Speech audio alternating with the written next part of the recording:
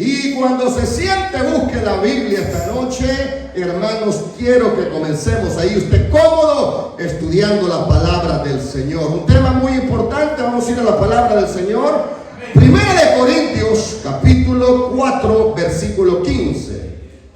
Primera de Corintios, capítulo 4, versículo 15. Vamos a leer la palabra del Señor. ¿Ya todos lo tienen?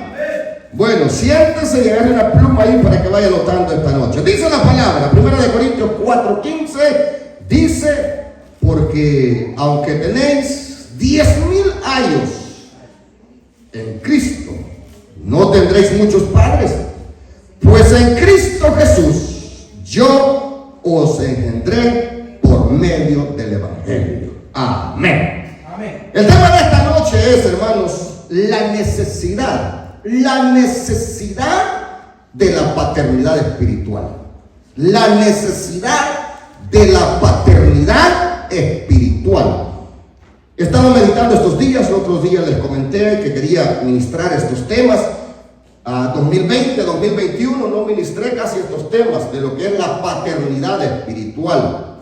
Y ya se siente el vacío dentro del pueblo de Dios, hermanos, sobre lo que es este tema de la paternidad espiritual. La paternidad espiritual es importantísima en estos tiempos. Es importantísima en estos tiempos y le voy a decir por qué. Porque tenemos, hermanos, una generación que solamente Dios va a tener misericordia de ellos. Viene marcada, las generaciones vienen marcadas. Yo no soy muy bueno para la estadística, pero déjenme ver si les muestro algunas estadísticas. Porque esto, lo de la paternidad espiritual, es, hermanos, generacional. Es generacional. Y cada generación tiene su nombre.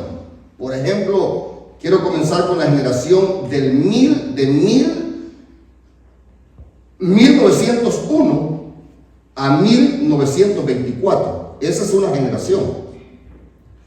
Fue la generación GI.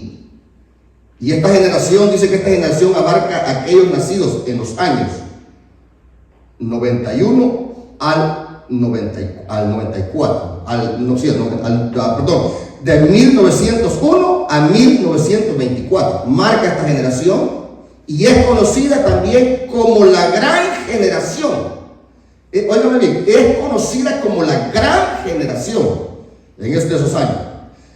El actor Tom Brown expresó en su libro La Gran Generación en el año 1998 lo siguiente: la generación GI es, en mi juicio, dijo él, es la mejor generación que cualquier sociedad haya producido. Esta generación no era motivada por la fama, óigame bien, no era motivada por la fama, sino que hacían lo que hacían porque para ellos era lo correcto. De ahí se vinieron deformando las generaciones. Desde esa generación se vinieron deformando las generaciones y han venido en un descenso. Luego, después de esa generación, bueno, en esa generación nacieron varios, ¿verdad? Nació Billy Graham, hermanos, y John Kennedy nacieron en esa generación. También nació Ronald Reagan, George Bush, toda esa generación, hombres, ¿verdad?, de respeto. Pero luego vino otra generación. Esta es la generación de las personas nacidas entre los años 1925 a 1945, las cuales nacieron justo cuando, oigan bien, la nación entró en un cuarto de giro. La cultura se había desmoronado durante los 20 años anteriores y una crisis estaba a la puerta. Los niños de esta generación observaron a sus padres luchar contra los tiempos económicos más difíciles del siglo. También observaron cómo las nubes de guerra se reunieron alrededor del mundo en la década de los 30. Ahí estuvo el balance en esta generación, que era la generación, le llamaron la generación silente, le llamaron a esta generación. Ahí comienza otro conflicto y luego llega la generación de la generación del baby boomer, que le dicen, ¿verdad? La generación de los baby boomer. Esta generación abarca a aquellos nacidos entre los años 1946 a 1964. Ya casi les pegábamos nosotros, ¿verdad? Ya casi les pegábamos a nosotros. Pero esta generación dice que después de la Segunda Guerra Mundial, en estos años muchos países occidentales experimentaron un aumento en los nacimientos, ya que poco a poco se recuperaron de las dificultades económicas que enfrentaban en los tiempos de guerra, y como regresaron todos los soldados que se habían ido, esa generación se fue expandiendo, hermano, y trajo algunos problemas. Ahora, bueno, venimos a la generación X. Esta generación son aquellos nacidos entre el año 1900, ahí entramos nosotros. Yo pues, no sé usted, ¿verdad? Ahí entra 1965 al 80. La generación X. La generación X es a menudo, que el Señor tenga misericordia de nosotros, es a menudo etiquetada como la generación de personas vagas, sin compromiso, desenfocadas. Es la generación del ¿por qué yo? Es la generación ¿por qué yo? Usted lo manda a decir algo, ¿y por qué yo? ¿Y por qué lo tengo que hacer? Desenfocado totalmente. Y ahí es donde se ha venido deformando las generaciones, hermanos. Y ya luego tenemos la generación, aún ya esta generación, hermanos, ya entró en un proceso donde ya los niños se empezaron a quedar sin padre, porque ya la gente empezó a trabajar, ya se abrió, ¿verdad? Las mujeres empezaron a trabajar, empezaron a dar a los niños a cuidar, y eso fue deteriorando las generaciones, y es donde ha venido la necesidad de la paternidad espiritual. ¿Por qué? Porque se fue deteriorando. Ahora tenemos la generación Y, que es los milenios, ¿verdad? Estos son los que nacieron entre los años 1981 o el 1994, lo que también se les conoce como la generación milenial. La generación ha sido formada por la revolución tecnológica que ha producido a lo largo de su juventud. Ellos crecieron en la tecnología, por lo que están conectados y literalmente hay conocimiento tecnológico en su ADN. Entre sus humillaciones comunes están la pereza, el agobio por las deudas, su programación para recibir gratificación instantánea. Ellos se presentan como exigentes y poco realistas en sus aspiraciones profesionales. Hoy podemos añadirle a la lista de sus características el ser adictos al internet y por ende solitarios. Hoy está luego del 95 al 2009 está la generación Z. Esta generación son los que nacieron entre 1995 al 2009. La primera generación que nunca ha experimentado cómo era el mundo antes de la internet. Aún no se sabe mucho acerca de los rasgos de esta característica de esta generación porque no han estado en la tierra el tiempo suficiente. Y predicen que será una generación altamente conectada, viviendo en una era de comunicación de alta tecnología y con un estilo de vida impulsado por la tecnología y los medios sociales. Y fíjense que está esta generación alfa. Yo he escuchado como que les ha agarrado eso de decir el alfa. Dicen que es como liderazgo, no sé si alguien tiene conocimiento de eso, pues dicen el alfa, él es el alfa, o ella es la alfa. Es como dicen que viene siendo como esa generación, hermano, de liderazgo que está en el 2010. Esta generación empezó con los que nacieron en el 2010. Se ha pronosticado que esta generación más educada formalmente en la historia, pues empezarán la escuela a más temprana edad, estudiando por más tiempo. Son los hijos de padres mayores y ricos, con menos hermanos, óigame, con menos hermanos, y que ya están siendo etiquetados como una generación materialista. No sé en qué generación estamos ahora, hasta ahí llegué, pero lo que sí sé, que hay una falta de paternidad espiritual. ¿Por qué? Según mis características, según mis estudios, hermano, hay una falta de paternidad. Va a haber, ya hay y va a haber una falta de paternidad espiritual. ¿Por qué? Porque hemos entrado en una etapa donde ya no hay control de la paternidad natural. Ya no hay control, ya no hay control. Aunque usted me diga, yo a mis hijos los tengo sujetos, no le creo. Y usted como pastor, ¿cómo tiene sus hijos espirituales? Estamos iguales también. Está tremendo, hermano. Entonces esta generación va decayendo, cada día. Si a eso le agregamos, óigame bien, si a eso le agregamos todos los niños, ¿por qué es urgente la paternidad espiritual? Porque si a eso le agregamos todos los niños que quedaron huérfanos por el coronavirus, ellos no van a conocer un padre. Ellos no conocen un padre. Si a eso le agregamos los hijos que están teniendo las parejas de lesbianas y homosexuales, ellos no tienen un padre. Ellos no tienen, hermano, un modelo. Mire, si Cristo no viene, esto sí va a ser un caos. Va a ser un caos. Los jóvenes hoy se gobiernan. Yo me recordaba ahora, fíjense que me recordaba precisamente, cuando uno de mis cuñados llegó a pedir a mi hermana. Oigan bien lo que le voy a decir. Llegó el hombre ya de edad, porque es bastante mayor que mi hermana. Tiene varios años ya y ese hombre se sube los andamios, más de 70 años creo que tiene, y ese hombre se sube los andamios a pegar ladrillo, tremendo. Pero él llegó a pedir a mi hermana. Mi padre, su padre fue un padre, no digamos 100%, ¿verdad? Excelente, pero tenía sus principios. Ahora me recordaba ahí, porque ¿sabe qué le dijo a este hombre? Porque él llegó solo a pedir a mi hermano. Tenía valor. ¿Sabe qué le dijo mi papá? Bueno, le dijo, ¿y usted por qué viene solo? ¿Dónde está su papá?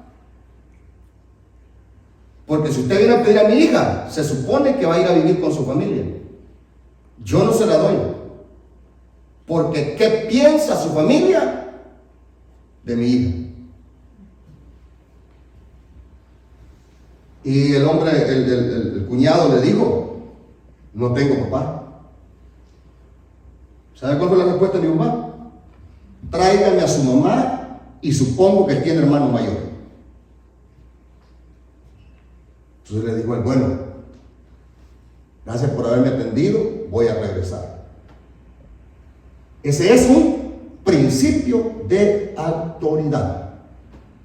Ese es un principio de autoridad que mi papá le enseñó a ese hombre. Le dijo, hey, esto no es así. Tienes que venir. Pero ahora, ¿qué pasa con la generación de ahora? Ahora ellos lo hacen todo. Ahora no toman cuenta a sus padres. Ahora ellos hacen todo. Esa es la generación que estamos viviendo. Pero los principios de Dios no son así. Es ahí donde yo me preocupo y digo, Señor, en realidad va a haber una necesidad, o ya hay una necesidad de una paternidad espiritual. Hace unos días, hermanos, yo tuve una experiencia que hasta hoy, hace poco, esta semana, el lunes o el domingo, creo que fue que me dieron el testimonio. Hay un niño que no le gusta que lo abracen y se corre en la familia. Es pariente nuestro el niño. No le gusta que lo abracen y siempre dice que él no quiere estar donde hay gente porque lo van a abrazar. Él tiene su abuelo y su abuelo da todo por sus nietos. El abuelo le ha dado todo a ese niño, no tiene papá. El abuelo le da todo a esos niños, pero me comentaban que entonces yo lo llevé al McDonald's, a él y a otros niños. Y fíjense cómo estamos en el McDonald's. Le digo, él tiene su abuelo que le da su amor, le da el amor. Pero le hace falta la parte del padre. Entonces vine yo y lo abracé. Lo abracé y lo apreté. y como que se me quiso jalar, ¿verdad? Pero se quedó ahí. Hace varios días ya. ¿Y sabe qué dijo ese niño hace poco? Le dijo a la abuela, ese niño: el pastor me dio un abrazo. Y sentí el abrazo de mi padre. Imagínense. Sentí el abrazo de mi padre. Quiere decir que hay un vacío. Aunque el abuelo le esté dando todo, hay una necesidad. Como ese niño, son cientos de niños que hay sin el afecto de un padre, que se necesita. Ese niño tiene a sus abuelos, tiene a su mamá, le dan cariño, tiene tíos, le dan cariño, pero siente una necesidad. Ahora yo pregunto, ¿qué tal esos que se quedaron huérfanos? Entonces hay una necesidad de una paternidad espiritual urgente. Póngase a pensar los hijos de este artista que empieza con R, para no decir el nombre, para no hacerle propaganda, que los tiene con otro hombre, que solo han alquilado. Póngase a pensar, viene este muchacho, estos hijos de este hombre, se convierten al Señor, tienen que encontrar una paternidad espiritual dentro de la iglesia, porque ellos no tienen una figura de padre. Ellos no tienen una figura de padre, entonces necesitan. ¿Y qué tal si se ganan para Cristo? Hay que atenderlos. Ahora yo le voy a decir, yo he enseñado sobre mucho la paternidad espiritual, porque esta casa es una casa paterna, paternal. Mi visión es, ya vamos a entrar en el tema, pero mi visión es que sea una casa paternal. Esa es mi visión de esta iglesia, esa es mi visión, y por eso lo enseño. ¿Por qué antes no se hablaba de la paternidad espiritual? Yo he estado investigando. ¿Por qué los predicadores antes, como Billy Graham, Benny Hinn, Richard Roberts, todos ellos, Kenneth Copeland, aunque ellos conocen a sus padres espirituales, pero no hicieron énfasis? ¿Sabe por qué? Porque ellos no lo necesitaron. ¿Por qué no lo necesitaron? Porque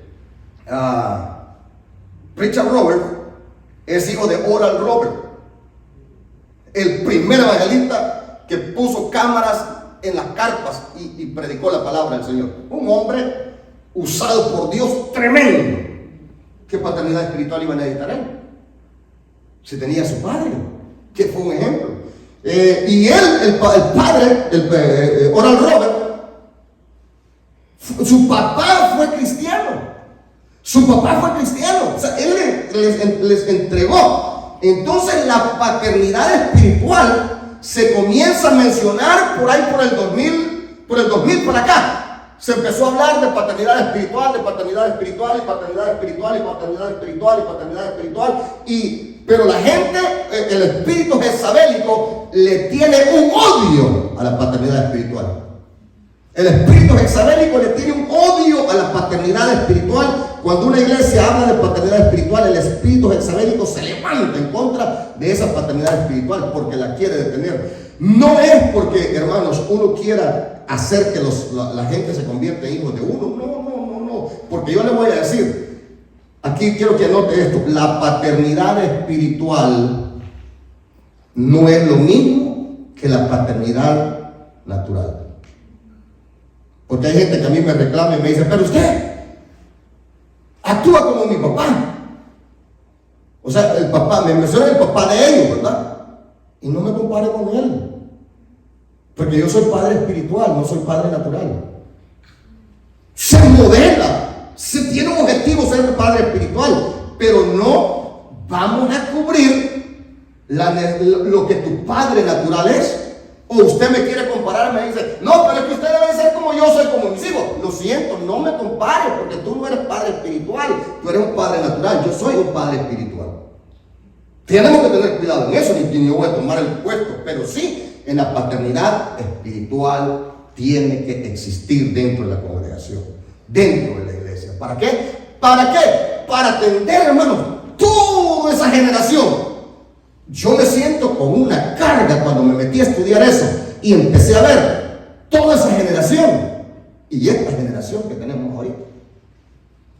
Hijos de padres divorciados, hijos que están viendo que la mamá hoy tiene un novio, mañana tiene otro, hoy le dice papá a uno, mañana le dice papá a otro. Hermanos, están desenfocados.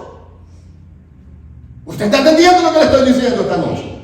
Se necesita urgentemente. Entonces, ¿cuál es mi carga? Producir gente con ese ADN. Producir gente con ese ADN que crean en la paternidad. ¿Para qué? Para ayudar a esta generación. Imagínense que estos jóvenes salen de pastores. Estos jóvenes que están aquí salen de pastores son los que van a cubrir a esos niños de 2 años. O bueno, posiblemente los que se quedaron huérfanos, hay niños de 4 años, ¿verdad? Que se han quedado huérfanos de 4 años, que se les murió el papá del coronavirus. O los mamás, o sus padres se les murieron. Entonces, ellos tienen que atender esa generación. Pero si ellos no tienen ese ADN de paternidad espiritual, ¿cómo les van a enseñar? Va a ser, hermano, va a ser. Si nosotros estamos luchando con esta generación, ¿cuánto más ellos? ¿Cuánto más ellos? Por eso mi responsabilidad es producir hijos espirituales para aquel que sea llamado. Sea un padre espiritual. Dije para aquel que sea llamado, porque no todos van a ser padres espirituales. No todos van a ser padres espirituales. No estamos hablando que cada quien, yo me gané esto, yo soy el padre espiritual porque yo me lo gané. El padre espiritual es el fundador de una iglesia. Ese es el padre espiritual. El fundador de una iglesia, no es otro. El padre espiritual es el fundador de la iglesia, el que fundó la iglesia. Ese es el padre espiritual. No es que todos, imagínate que una iglesia de 1000 miembros hayan 500 padres espirituales. No.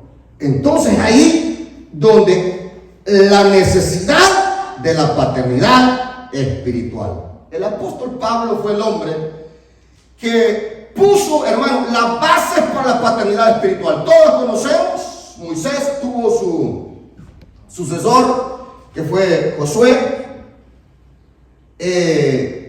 Todos, ¿verdad? David, su hijo Salomón, que no le correspondía a él, pero por la deshonra que sus hijos le hicieron, le tocó a Salomón. Entonces todos han tenido, hermanos, una descendencia. Elías dejó a Eliseo y así por el estilo. Pero en el Nuevo Testamento el apóstol Pablo es el que asentó la paternidad espiritual. Vamos bien, ¿verdad? ¿Está aprendiendo esta noche? Bueno, esta es una clase de universidad, hermano. Vamos. Ahora, ¿dónde comenzamos? 1 Corintios 4:15.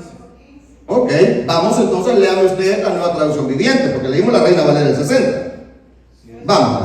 Pues aunque tuvieran 10,000 maestros que les enseñarán acerca de Cristo, tienen solo un Padre espiritual. ¿Cuántos tienen? Un solo. Uno solo. Ahí está. Un solo Padre espiritual tiene.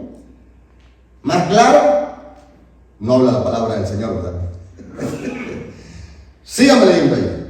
Pues me convertí en su Padre en Cristo Jesús cuando les prediqué la buena noticia. Ahí está. Ahí se engendró. Se engendra con la palabra. Se engendra con la palabra. Se engendra la paternidad espiritual. ¿Cuántos mensajes usted ha escuchado de mí? Los que están en la mañana, todos los días, oyen una palabra pequeña por lo menos. Ahí se está engendrando la paternidad. Ahí se está engendrando la paternidad. Ahí se está engendrando. Y el apóstol en la versión Nueva Traducción Viviente habla claro, dice, pues, aunque tuvieran 10,000 maestros que les enseñen acerca de Cristo, tienen un solo Padre espiritual. ¿Qué más claro no está ahí? Pues me convertí en su Padre en Cristo Jesús cuando les prediqué las buenas noticias. La versión amplificada dice, porque aunque tuvieran 10,000 maestros para guiarlos en Cristo, no tendréis muchos padres que os llevarán a Cristo y asumirán la responsabilidad por vosotros, porque yo me convertí en vuestro Padre en Cristo Jesús por medio del Evangelio de salvación. Ahí está marcado. Nadie puede refutar la paternidad espiritual. Ahí está marcado. ¿Y por qué el apóstol Pablo les dice esto? Porque más adelante lo vamos a ver. ¿Por qué el apóstol se identifica y le dice, ¿saben qué? Yo soy el padre espiritual de ustedes. Ahora, otra cosa que quiero hacer énfasis. Hice énfasis en lo que les dije, que la paternidad espiritual no es como la paternidad natural. No puede ser así. No puede ser así. No, la paternidad espiritual no es como la paternidad natural. Ya les expliqué. No compare a su padre espiritual, no me compare a mí con su papá, ni que actúe como su papá, porque no voy a actuar así. Yo voy a actuar más fuerte todavía. Porque tal vez su papá no lo corrigió. Y usted que está acostumbrado a que no lo corrijan. Pero tiene que haber corrección. Gracias por el amén, el entusiasmo que tiene. Oigan, eso sí, segundo que quede claro. Segundo que quede claro. Porque esto es lo que causa fricción. Y esto es lo que causa problemas. La paternidad no se impone. La paternidad espiritual no se impone. No. Yo sigo predicando. Yo sigo enseñando. La paternidad espiritual la sigo enseñando. Pero yo no voy a imponer.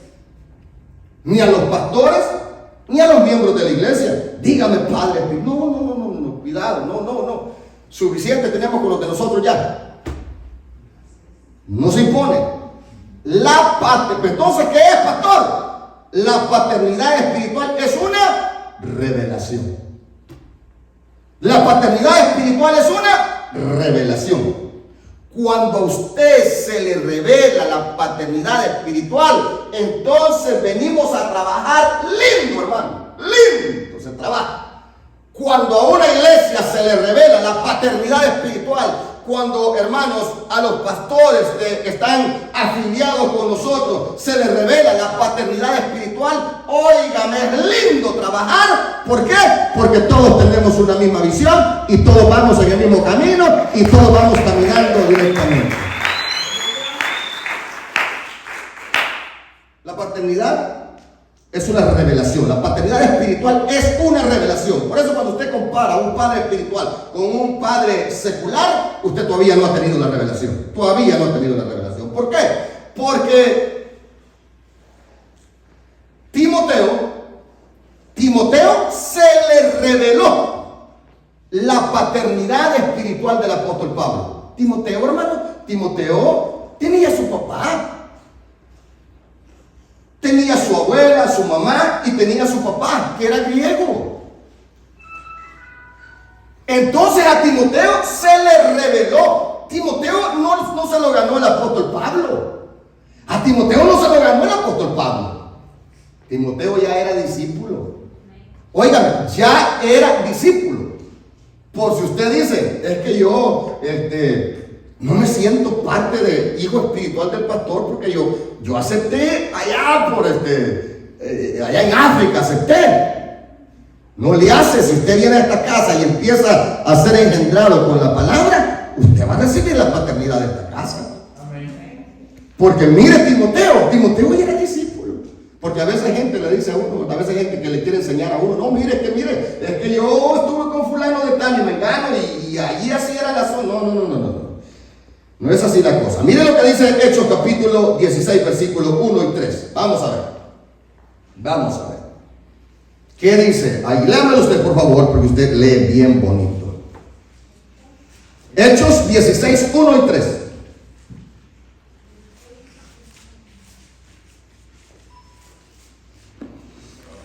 Gracias por compartir el mensaje.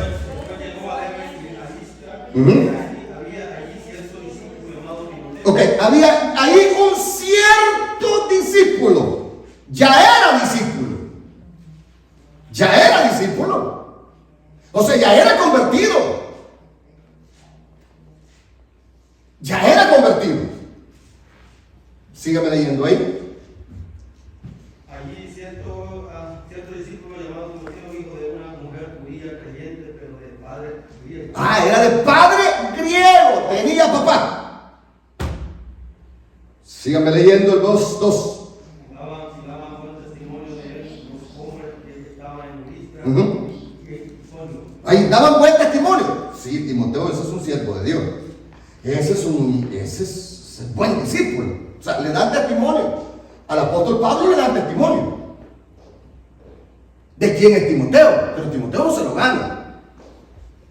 Y más adelante en alguna otra enseñanza les voy a enseñar cómo se desarrolló Timoteo como hijo espiritual del apóstol Pablo. Ahora solo le estoy dando una introducción nada más a esto de la paternidad. Y aquí es donde viene el detalle. Quiso Pablo que éste fuese con él. Y tomándole, ¿qué le hizo? Vamos, hermano, no tengan miedo, hermano, no tengan miedo. Todavía no soy tu papá. Algo fuerte, léamelo ahí.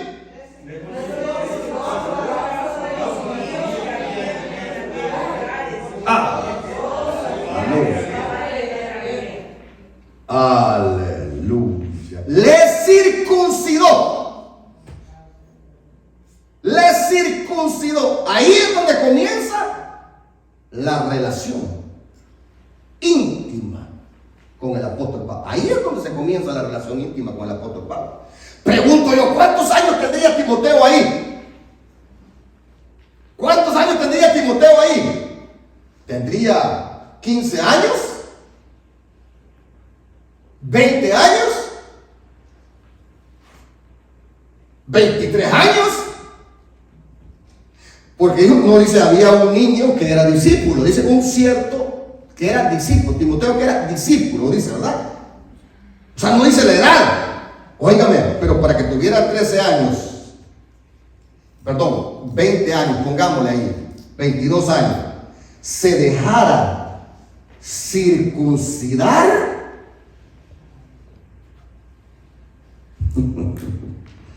Eso es, ¿a qué se le llamaría eso? Obediencia. Eso se llama obediencia. Eso se llama obediencia. Como Isaac, ¿se acuerdan? Cuando Abraham, que era su padre, le dijo, vamos a la montaña. Y le cargó la leña.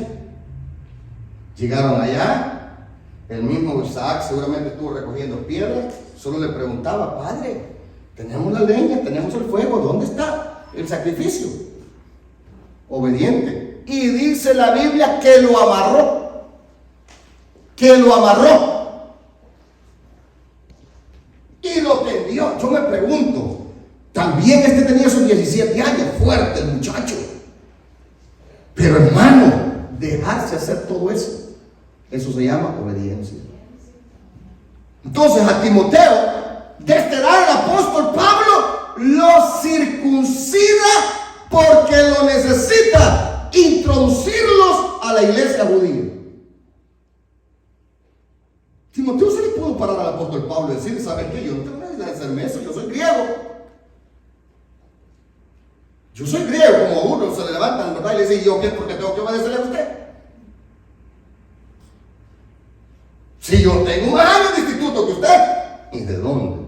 Si yo soy universitario, shh. Tranquilo, tranquilo, que se te revele la paternidad y vas a ver cómo Dios te va a bendecir. Un verdadero hijo permite que su padre lo circuncide. La circuncisión es un proceso doloroso, pero no hay otro proceso que sea más íntimo que la circuncisión. La mayoría de pretenden o llaman le llaman padre espiritual a un predicador, a un pastor, solamente en los momentos de unción. Solo los momentos, hermanos, del poder de Dios. Solo los momentos que se está ministrando la unción. Entonces dicen, y que aman la unción, mientras usted no los confronte en los pasillos, mientras usted no se meta en sus vidas, mientras usted no quiera corregirle los errores que cometen, entonces sí le llaman padre espiritual. Pero cuando usted los confronta y les dice lo que estás haciendo no está bueno, entonces se levantan en contra de la paternidad y dicen, yo no soy hijo de nadie. Ese es el problema. Ese es el problema. No se ha revelado la paternidad todavía. Porque la paternidad, hermano, o el hijo espiritual es obediente y tiene una relación íntima con la persona. Por eso le digo, no se puede imponer. No se puede imponer la paternidad, no se puede imponer, hermano, sino que tiene que ser una revelación, porque todo lo que Dios revela, hermano, es fácil llevarlo. Y yo le voy a decir, nadie que se haya revelado en contra de la paternidad le ha ido bien. Nadie le ha ido bien. Pero vamos a ver. El apóstol Pablo, fíjese que Timoteo era un niño. Bueno, era un joven ya. El apóstol Pablo aquí, no sé cuántos años tendría, no tengo las estadísticas, pero no sé cuántos años tendría el apóstol Pablo de convertido. No era mucho tiempo. Pero Timoteo, mire lo que dice segunda de Timoteo, capítulo 3, versículo 4 al 15. Espero no estar los hermanos desenfocando. Dice el versículo 14, segunda de Timoteo 3, capítulo 3, versículo 14.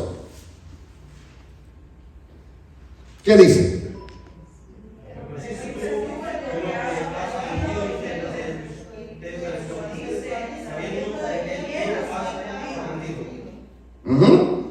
¿Sí, ya dice?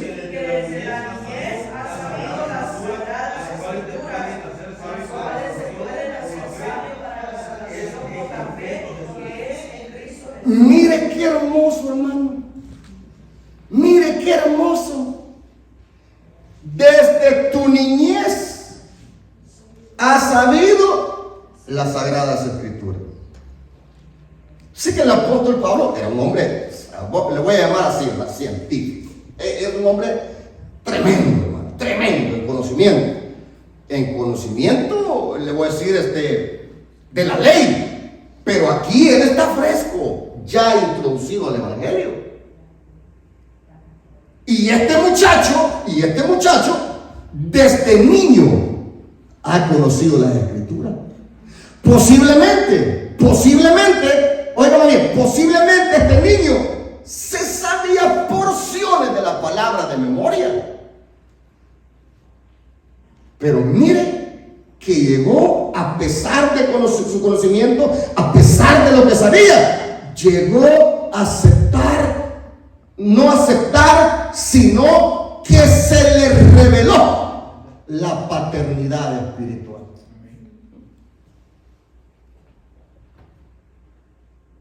Y ahora hay personas que se burlan, no porque sepan versículos bíblicos, hermano. No porque hay personas que se burlan de uno, no porque sepan versículos bíblicos. No, solamente porque tienen algo de conocimiento secular. Porque uno diga una palabra maldicha, se burlan de uno. Porque se coma la R. Vamos, levante las manos y diga gloria a Dios para que respire profundo y relájese esta noche. Óigame. No, pero cuando se revela la paternidad espiritual, hermano, óigame, es fácil conducirse y vivir. Y es bien para la próxima generación. Entonces estamos ahí en el punto número 1, que la paternidad espiritual sabemos que no se impone, hermano. Yo solamente estoy enseñando y que Dios revele que el que le va a revelar. Yo solamente enseño y que Dios le revele que le va a revelar. Pero el que quiera seguir, ¿verdad? Siendo parte de la iglesia, sigue siendo parte de la iglesia, a nadie se le va a decir nada. porque quiero aclarar, esto no tiene nada que ver con salvación, hermano. Esto tiene que ver con visión. Pero salvación, usted es salvo porque por usted no murió ningún hombre. Por usted ningún hombre murió. Por usted el que murió fue Cristo. La salvación no se la da a ningún hombre, la salvación se la da Cristo. Ay. Pero su crecimiento, su destino y su propósito, ahí sí está cargado sobre su Padre espiritual. Ahí sí. Si usted quiere desarrollarse, si usted quiere crecer espiritualmente, ahí sí está basada la paternidad espiritual. La paternidad espiritual, punto número 2, tiene el objetivo generacional, lo que les expliqué de las generaciones que tenemos. Ese es el objetivo de la paternidad espiritual. Tiene el objetivo, la paternidad espiritual tiene el objetivo generacional. Por eso es que a mí me encantaría, hermano, que esta juventud que por tanto tiempo, y usted, adulto, también, que por tanto tiempo se le ha predicado, Dios tiene un propósito con ustedes. No echen a perder el propósito que Dios tiene con ustedes. Porque las marcas quedan. Toda marca de desobediencia queda marcada. Toda marca de desobediencia queda marcada. Jóvenes, niños, a los niños les voy a hablar, a los niños. Niños, todavía no es tiempo que anden de novios. Porque Dios tiene un propósito con ustedes. No queden marcados de que desobedecieron a sus padres, que se fueron para el cine y regresaron hasta otro día, que alguien los vio allá en el mall mal vestidos, la niña enseñando todo y el niño abrazándola, andándola de la mano. Son marcas que van quedando, hermano, y tu propósito no se va a desarrollar. Y quizás usted me va a decir, ¿para qué yo? Mis padres ni me corrigen. Bueno, si tus padres no te corrigen, te vamos a corregir nosotros como padres espirituales aquí en la casa del Señor. Vamos, denle ese aplauso al Señor. Pues déselo, pues, hombre. Porque esto es generacional. Les estoy hablando. Yo estoy preocupado, hermano. Estoy preocupado. Nosotros, ¿verdad? Como nosotros somos un ejemplo. Nosotros somos un ejemplo. Que a nosotros nos ha costado. Porque venimos de una guerra. A mí me da no sé qué ver los soldados que estuvieron en la guerra, hermano. Que estuvieron en la guerra de nuestro país. Me da no sé qué. Cuando ellos cuentan sus historias y dicen, así tiene que ser. No, señores, no tenía que ser así. Decía un soldado esta semana, dice, yo estaba en la cuadra, parece que dijo, y óigame bien, hermano, se me ocurrió escupir, dice. Y el teniente que estaba ahí me vio y dice, óigame bien, con la lengua me tocó que recogerle escupir. ¿Y sabe qué dice ese hombre? Así es que se hace hombre uno. No, señores, no es así, hermano. Ese fue un abuso. Pero usted cree que un soldado de esos, ¿cómo va a tratar a su hijo? Igual como lo trataron a él en el ejército. Así lo va a tratar. Mayormente que le dijeron, así te haces hombre. Ese soldado dice que estaba fumando un cigarro y lo avanzaron, estaban en la trinchera y lo avanzaron fumando su cigarro. Llegó el oficial, le quitó el paquete de cigarros. Hoy les meten la cosita esa de hierro. Le quitó los cigarros, lo echó en una taza, se la hizo horchata y se la dio que se la bebiera. ¿Y sabe qué dice? Así se hacen los hombres. No, hermano, es un abuso. Pero mira hasta dónde están. Yo considero que así hacen con los hijos de ellos. Y por eso esta generación, como nosotros, nos está costando obedecer. Estamos en una lucha, porque así nos enseñaron. Pero no es así, señores. Eso se llama abuso. Y eso es lo que tenemos que cambiar. Nosotros tenemos que actuar diferente como hermanos hijos de Dios. Eso se queda atrás. Ahora actuamos diferente.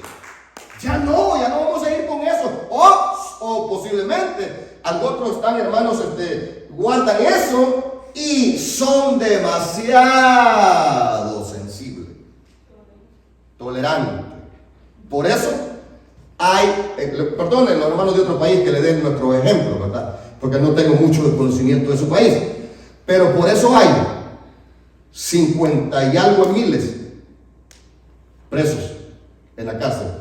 ¿Por qué? Por la tolerancia de los padres. Porque se vinieron para los Estados Unidos y el hijo le decía: mándame tal par de zapatos que valen $100 porque los quiero. Y el papá, para llenar el vacío que lo tenía ya, ahí te va, hijo.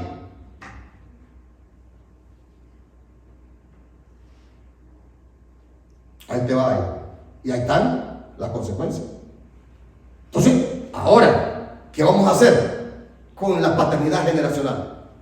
¿Cómo vamos a tratar? Hay 50,000, 55,000. Todos esos tienen hijos. No, bueno, todos tal vez, ¿verdad? Pero la mayoría tienen hijos. La mayoría tiene. Miren, hermano, cómo está el mundo de un caos. La mayoría tiene hijos. Odio siembra odio. Odio siembra odio. Esta generación de niñitos, no me diga que no les están metiendo odio las que están afuera. Ahí les están diciendo: mira, estos te metieron a tu papá, esto le hicieron. O vieron cuando los llegaron a golpear. O vieron cuando los llegaron a traer y los golpearon. Esos niños vieron. Si no se trabaja con esa generación va a crear odio. Y esto nunca se va a detener. ¿Hasta cuándo? Hasta que la iglesia se levante y diga que hay que hacer algo por estas generaciones. Por estas generaciones. Ahora tenemos los de México, hermanos, generación de narcotraficantes que está quedando abandonada, a hijos de narcotraficantes que les ha dado todo. Hermanos, no conocen ellos la bondad, no conocen el amor. Óigame, todo eso, el mundo está en un caos. ¿Por qué cree usted que esta generación está metiendo a las escuelas a matar a los demás compañeritos de las escuelas, a matar a los compañeros de la escuela? Se están metiendo a las iglesias a matar. ¿Por qué cree usted que está? Porque hace falta, hermano, que se cambien las cosas. Y yo tengo esa responsabilidad y quiero crear padres espirituales en esta casa, pero padres espirituales de verdad, que honren la paternidad de esta casa. No estoy hablando, hermanos, que está malo que metan a un delincuente a la casa. No, hermano, no, ahí que conozca de Cristo. Las leyes para eso están, para obedecerlas. Pero también hay que trabajar en el alma de la persona. La paternidad tiene el objetivo generacional. Vamos a 1 Corintios 4, 16 y 17. Miren lo que dice la palabra del Señor. Por tanto, os ruego, mire esa palabra. No sé si alguien me lee la nueva traducción viviente, a ver cómo dice primero ahí, por favor. 1 Corintios 4, 16 y 17.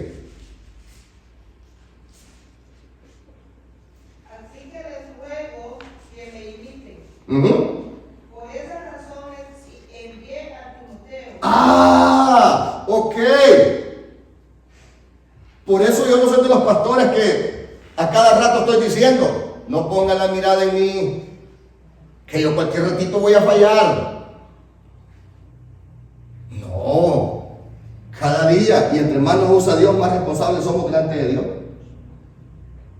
Nosotros estamos modelando cada vez que pasamos al frente, cada vez que vamos en la calle, cada vez que caminamos. Estamos modelando.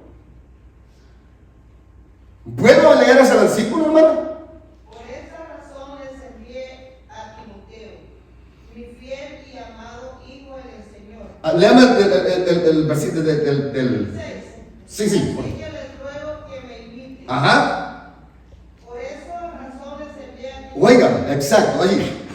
Le ruego que me imiten. O sea, por esta razón les envié a Timoteo. ¿Por qué?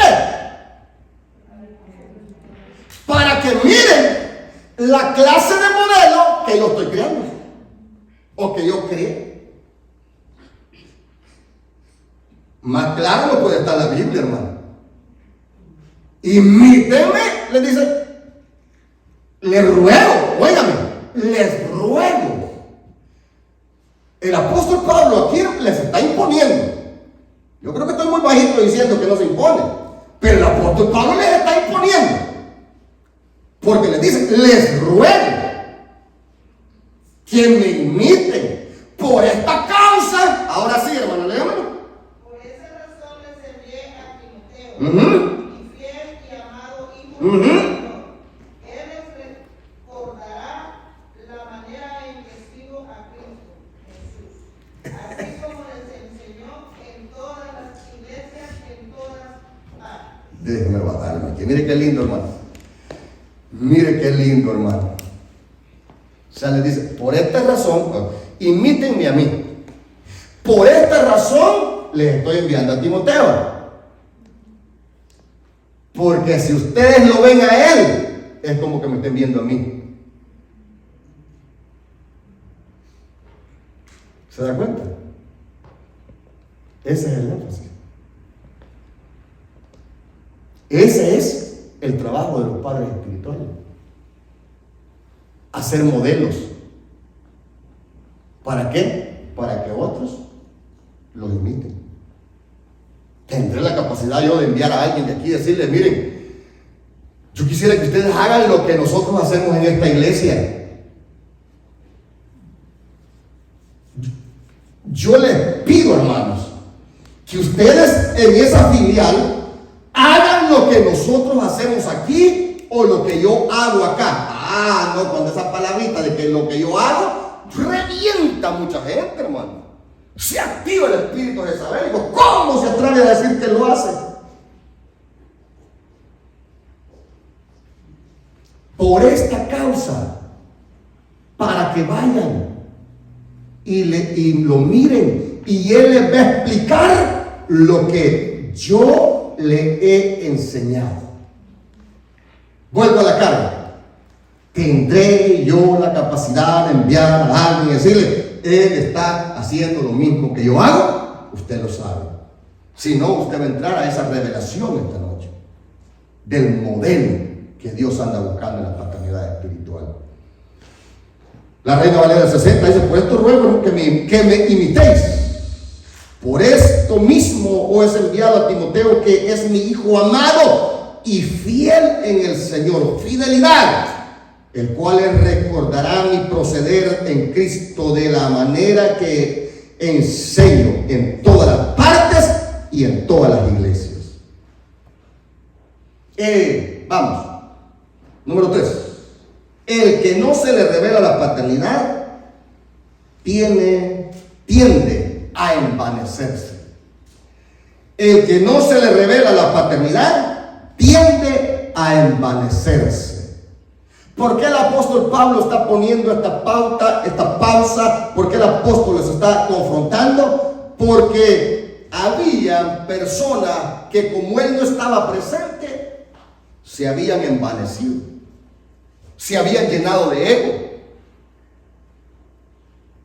Porque los corintios, hermanos, tenían una costumbre que a ellos les encantaba: la gente fuerte, la gente musculosa, los artistas, como lo que está pasando ahora en las congregaciones. En las congregaciones, entre más roto lleva el pantalón el pastor, y entre más, ¿verdad?, pesas ha levantado y tiene más gruesas las piernas, ahí donde se sientan todos en la primera banca, porque quieren ver al pastor artista. Entre más, hermanos, más skinny anda el pantalón, más skinny anda el traje. Bueno, no usa traje, ¿verdad?, porque usa pantalones rotos con espíritu de homeless, hermano. Y la playera, entre más pegadita, que se le marquen, ¿verdad?, no las llantas, sino que se le marquen estas cosas aquí y estos brazos aquí. No, la gente, eso es lo que la gente anda buscando, eso es lo que la gente quiere ver. Pero no es eso, dice el apóstol Pablo, no es eso lo que ustedes tienen que ver. Ustedes tienen que ver el poder de Dios que hay en una persona.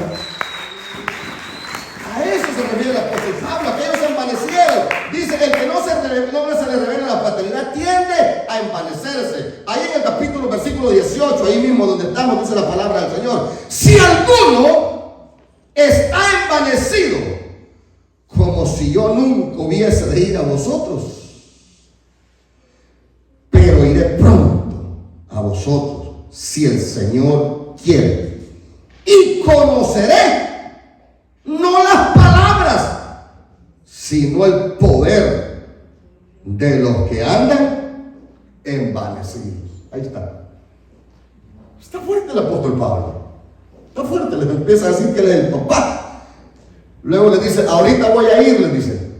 Ahorita voy a ir a confrontar esos envanecedores, esos que se han levantado y que, oígame bien, y que les están diciendo que yo nunca voy a llegar.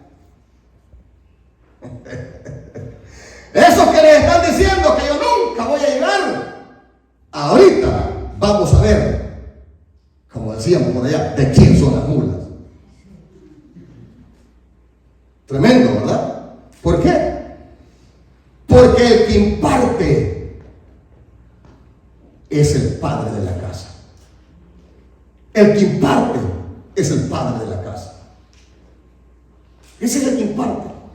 A ese es el que Dios ha dotado. A ese es el que Dios ha bendecido. A ese es el que Dios, hermanos, ha honrado. ¿Para qué? Para preparar al pueblo de Dios y ahí sacar a los llamados. Y esos llamados que Dios llama tienen que llevar el ADN de la casa de donde han salido.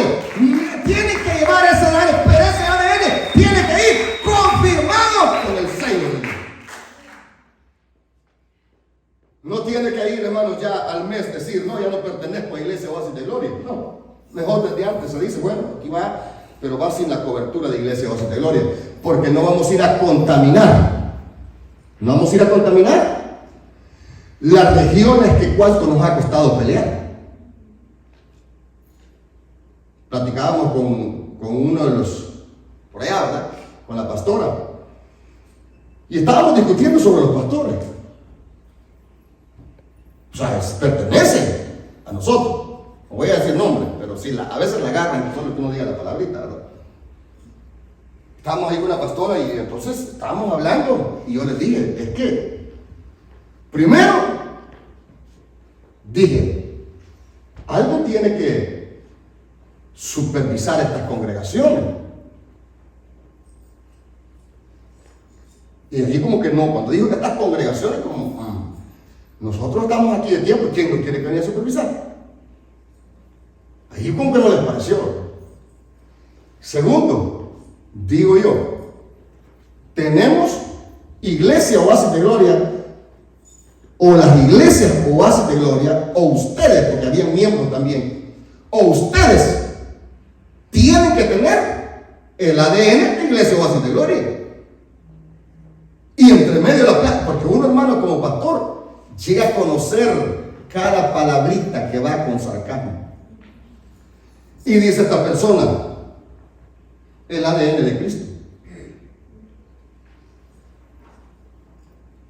Sí, digo, tenemos que llevar el ADN de Cristo.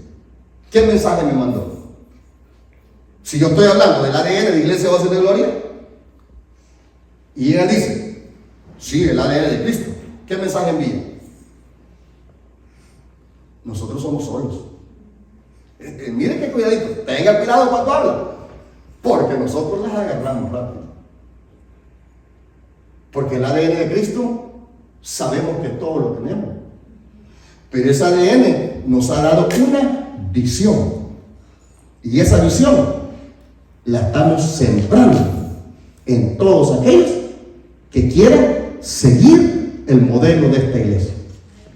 Gracias por el amén, hermano. Pero si alguien dice, no, mi ADN es mi propio ADN, entonces pues no son parte de Iglesia Oasis de Gloria. Bueno, Dios los tiene ahí y Dios los va a sacar, pero yo les voy a decir, hermanos, que muchas veces la herencia se acaba. La herencia se acaba. Muchas veces podemos decir, yo saco esto de acá y me lo llevo, pero yo te voy a decir, se acaba. Al hijo pródigo se le acabó. Al hijo pródigo se le acabó la herencia.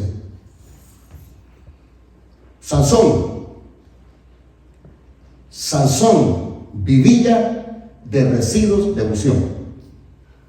Así vivió Sansón por muchos años. De residuos de unción. ¿Cómo? Si usted se da cuenta, Sansón dice, y el Espíritu de Dios venía sobre él, y se levantaba y mataba. Pero después, ¿dónde iba?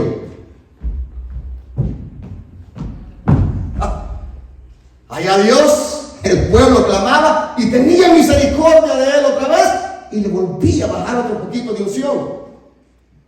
Y volvía a hacer otra. Se levantaba y sacudía otra vez. ¿Sabe qué pasaba al rato? Otra vez, ¿qué pasaba al rato? ¿Qué pasaba al rato? Otra vez, lo mismo. Hasta que dice la Biblia, y no se había dado cuenta que el Espíritu Santo se había apartado de él. Saúl no crea que las profecías que dio eran porque tenía unción. No, se equivocó. Era una unción contaminada. Saúl dice que profetizó, pero ¿cómo profetizó? Se quitó la ropa. Se quitó la ropa. Fue una profecía de vergüenza. Porque ¿cómo el Espíritu Santo le iba a hacer que se quitara la ropa? Que quedara encuerado. Y ahí se hizo un dicho. ¿Cuál fue el dicho que hicieron? Saúl entre los profetas. No está hablando que Saúl era el profeta a pesar de lo que era, tenía. No. Estaba con residuos de unción. Por eso hay que tener mucho cuidado. Y por eso nosotros como ministros también tenemos que tener mucho cuidado también. Mayormente si estamos con la visión de enviar hombres y mujeres, porque usted quizás está calladita porque es mujer, ¿verdad? Dice que está hablando de paternidad. No, usted también, hombre. Si hay mujeres llenas del poder de Dios, yo pensé que se iba a dar. Hay mujeres también que puedan salir de pastoras. Nosotros aceptamos el ministerio de pastora. No, nosotros enviamos pastoras también y que tienen que llevar el ADN de esta casa también. Tienen que levantarse. ¿Por qué? Porque, hermanos, el fundador de la iglesia, el hombre que Dios ha llamado, es el que da la impartición, es el que, hermanos, imparte el poder del Espíritu Santo que ha llegado a esa casa. Él es el que lo delega a los demás para que los demás puedan, hermanos, ministrar y ser ministrados y atender esas nuevas generaciones que están tanto necesitados. Yo voy a pasar esa carga sobre usted, esa carga que yo tengo por esas generaciones nuevas, por esas generaciones nuevas que están necesitando un padre espiritual. Yo voy a poner sobre usted un depósito que a usted lo cambie, que a usted lo transforme, para que usted haga la obra de Dios, para que usted haga la obra de Dios. Para que usted vaya y haga la obra de Dios, que se le revele. Mi oración es que a los hombres y mujeres de aquí, dije que a los hombres y mujeres de acá se les revele la paternidad espiritual, porque allá hay gente clamando diciendo: necesito un padre. Aquí adentro de la casa del Señor hay gente diciendo: necesito un padre, necesito un padre, necesito un padre, necesito un padre. Y tenemos nosotros que ministrar el poder de Dios. Tenemos que ministrar, impartir esa unción. El apóstol Pablo, eso es lo que Dios lo había dotado de esa unción, de ese poder para poder ministrar a otros. La palabra del Señor nos dice en Hechos capítulo 19, versículo, hermanos, no se preocupe por la hora porque mañana es feriado. No, ¿verdad? Sí, es miércoles. El viernes es feriado, porque le van a dar la feria de cheque. Mi alma adora al Señor. Hechos capítulo 19, versículo 1 dice la palabra del Señor. Aconteció que entre tanto que Apolos estaba en Corinto, Pablo, después de recorrer las regiones superiores, vino a Efeso y hallando a cierto discípulo le dijo: ¿recibiste el Espíritu Santo cuando creísteis? ¿Cuándo había que recibir el Espíritu Santo según Pablo, hermano? Ese Pablo era tremendo, me encanta soltarle este versículo a usted. Era tremendo, hermano. Ese quería ir tronando y lloviendo, hermano. ¿Cuántos años tiene usted de ser cristiano y nunca ha recibido una gotita del Espíritu Santo, hermano? Dios mío, no voy a decir tanto, no es nada. Oigan, mire, dice: ¿recibiste el Espíritu Santo cuando creísteis? Ellos dijeron: ni siquiera hemos oído si hay Espíritu Santo. ¡Qué bárbaros, hermanos! Ni siquiera hemos oído que hay Espíritu Santo. ¡Qué bárbaro! Entonces dijo, ¿en qué fuiste bautizado? Ellos dijeron en el bautismo de Juan. Dijo Pablo, Juan bautizó con bautismo de arrepentimiento, diciendo al pueblo que creyesen en aquel que vendría después de él. Esto es Jesucristo. Y habiéndoles impuesto las manos, me pasé algo ahí creo, pero déjenlo ahí. Y no, ¿qué me pasé? Ok, va, dígame usted. Cuando oyeron esto, fueron bautizados en el nombre del Señor Jesús. Ok, ahí me había pasado, ¿verdad? Sí, no, que estaba queriendo responder, no. Y habiendo impuesto a Pablo, por si quedó duda que fue otro, Pablo las manos, vino sobre ellos el Espíritu Santo. Y hablando en lenguas, profetizaban. ¿Qué significa eso? ¿Qué significa eso? Que hay impartición en las manos. Eso significa que hay impartición en las manos. Por eso, hermano, no es orgullo, no es ego. No es orgullo, no es ego. Pero uno hay que saber lo que tiene. Claro, con humildad. Claro, siendo humilde. Claro que sabiendo que lo que tengo no es mío, sino que es para la iglesia, sino que es para los pastores. Sabiendo que lo que tengo no es para mí, sino que es para los hijos espirituales. Pero hay que saber lo que uno tiene. No hay que dar lástima. No, que miren, hermanos, es falsa humildad esa que se ponen a decir primero, mire, yo no sé si el Señor me va a usar, es que mire, yo nunca lo he hecho, y a ver cuántas veces tienen veces de predicar, y como nunca lo he hecho, no sé si el Señor me va a usar. Falsa humildad. Cuando usted va a predicar, vaya seguro que Dios lo va a usar. Cuando va a orar por un enfermo, vaya seguro que usted, ese enfermo, va a sanar. Cuando va, hermanos, a ministrar a alguien, vaya seguro que Dios va a hacer algo.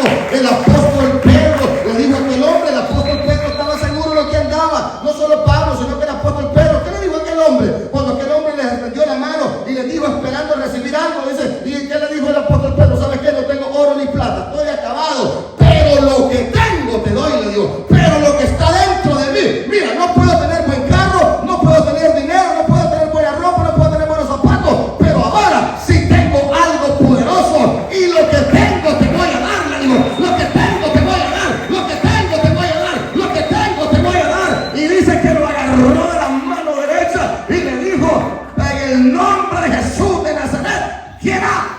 Se hablaba inglés del apóstol.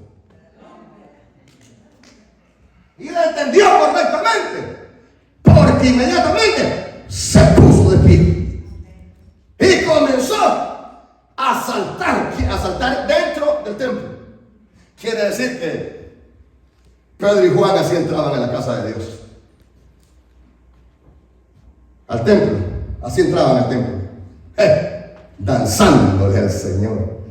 Pero hay que estar seguro que lo que tenemos, eso impartimos. Poder, unción, la gloria de Dios. Algo sobrenatural está pasando en el condado de Orange, y tú debes vivirlo. Te invitamos a nuestros servicios. Lunes, Escuela de Liderazgo Sobrenatural. Martes y jueves, servicio de oración y milagros. Miércoles y viernes, células familiares. Domingos, noche de impacto sobrenatural. Para más información, llámanos al 714-856-5706 en la web www.iglesiaoasisdegloria.com o visítanos 2130 North Grand Avenue, Santa Ana, California. Iglesia Oasis de Gloria. Te esperamos en nuestro próximo programa. Dios te bendiga.